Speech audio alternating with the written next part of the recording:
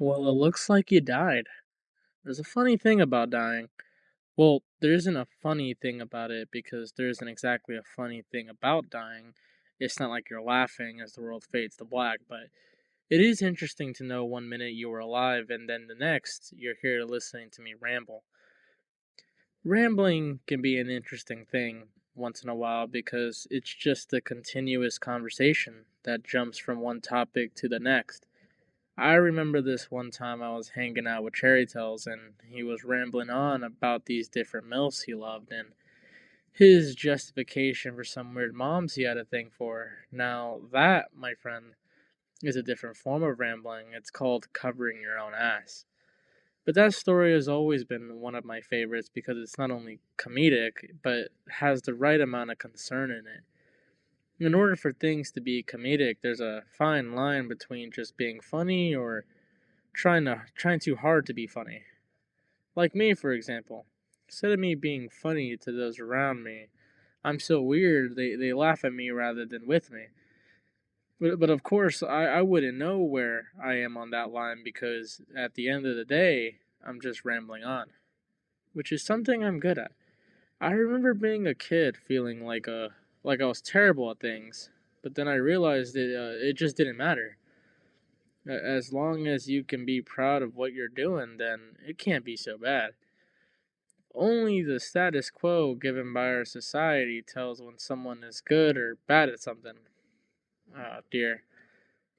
Oof. Well, I've gone off subject again. Where was I? Oh, right, you died. Dying is a very unfortunate thing, and I think it really makes you question the decisions you made in your life. Of course, though you were a security guard who was involved with the deaths of many kids. But nevertheless, I assume you're looking back at it. But as you look back at it, I just wonder what kind of thoughts run through your head. Is it painful ones or blissful ones? I really am curious on what a person like you feels when going through death. It's like this one time I was watching YouTube videos of try not to laugh, and the most common videos besides animals was guys getting hit in the nuts in a painful manner. And all I could think was, that's gotta be painful. The feeling of practically dying. I can't help but wonder what that person is feeling. I don't mean in the sense where I want to get hit in the nuts, because good heavens, I sure don't want that to happen to me. The last thing I would want for any male is to get hit in his crown jewels.